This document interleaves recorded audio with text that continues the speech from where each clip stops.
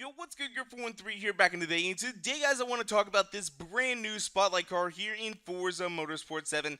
Now, this is the Porsche 917-30, which is an absolute beast. This is considered by many to be the most powerful road racing race car ever made, as it puts out 1100 horsepower at stock, but when you go ahead and boost it up a little bit with the turbo, it goes up to 1500 horsepower, and it is surprisingly nimble. But right now what we're going to be doing is we're going to test this out here on the Top Gear test track and see what this thing is made of. We're going to test both variants, the 1100 horsepower version and the 1500 horsepower version, and see how each of them do. So without further ado, let's go ahead and get on into it. So starting things off, we have the 1100 horsepower version, and this car is really stable. You would not suspect it knowing how much horsepower this thing has, but really it puts it down very nicely. You know, it really doesn't feel like it's got any issues whatsoever. Doesn't really want to spin all that much. You know, it's just right there. It's perfectly balanced in my opinion. This thing is an absolute beast. I was thinking here at the Top Gear test track, 1100 horsepower was going to be a little bit much. However, though, it is taking every single one of these corners like a champ.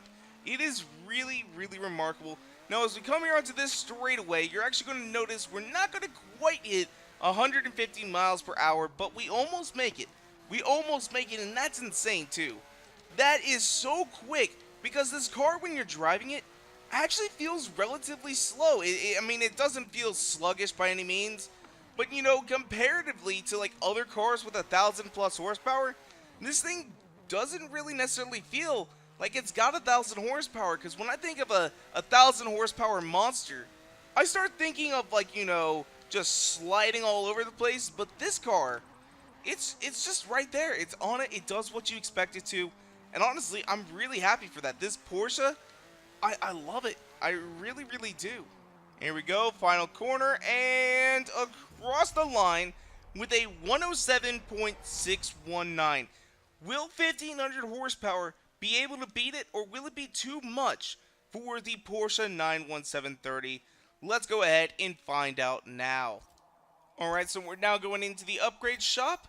We're going to go click on the engine, and we're going to upgrade the only thing that is available for the engine, and that is the twin turbo, which will take the horsepower from 1,085 to 1,543 horsepower from one upgrade. That is insane, guys, and this is actually how the car would work.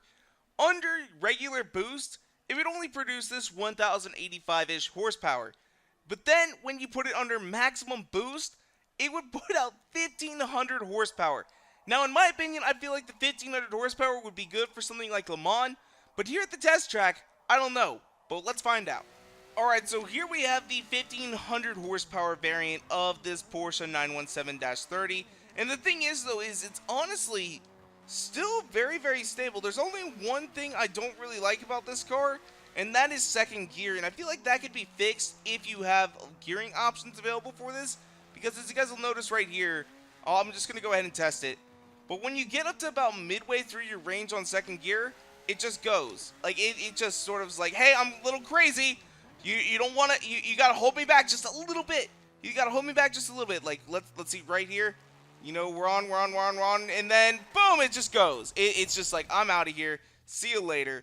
And I feel like that can be fixed. I feel like that can be fixed with just a little bit of tuning. But otherwise, though, this car is remarkable. It is still very steady. It's kind of exactly what I was suspecting out of the 1,100 horsepower version of this car. You know, I was suspecting the 1,500 horsepower version to just be absolutely wild on the road, only good on straights, could not handle a corner whatsoever. The only thing it would be good for is the old Mulsanne circuit. But no, really, it's not doing half bad here at Top Gear. It's actually pretty good. It is really good, actually. Like, surprisingly good. And across the line with a 107.416. I can't quite remember what our 1100 horsepower variant was. But the thing is, I think it was really close.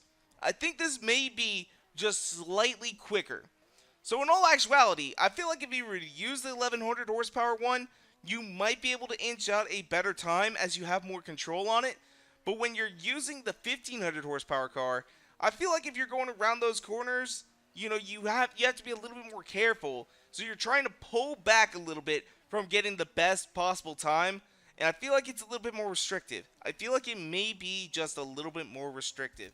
So to answer the question, which one is better, the 1100 horsepower variant or the 1500 horsepower variant? That's really going to boil down to what kind of race you're doing. When I went into this, I thought 1100 horsepower is going to be difficult to control, but you'll be able to handle it. I felt that it was going to be feeling like the 1500 horsepower, and it honestly surprised me about how steady the car was. When I got behind the wheel of the 1500 horsepower, that car would by far be a better car if they could fix the gearing issue when it's in second gear. Just when you get through that halfway range, getting through those tight corners, it just doesn't really quite work out. The car will start to spin. You're going to lose a lot of time. But when it comes to really long straight races like Le Mans, the 1500 horsepower is by far the best option. Because the little bit of time that you're going to miss in a couple of the corners, you're going to greatly make up for it on the long straights.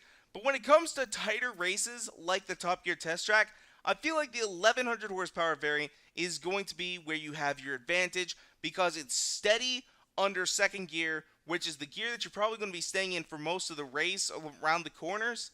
So I feel like that overall is going to lead to an overall faster lap time, and you can push it as hard as you want to, where with the 1500 horsepower on that race, you got to almost hold back just a little bit. You got to hold back just a bit.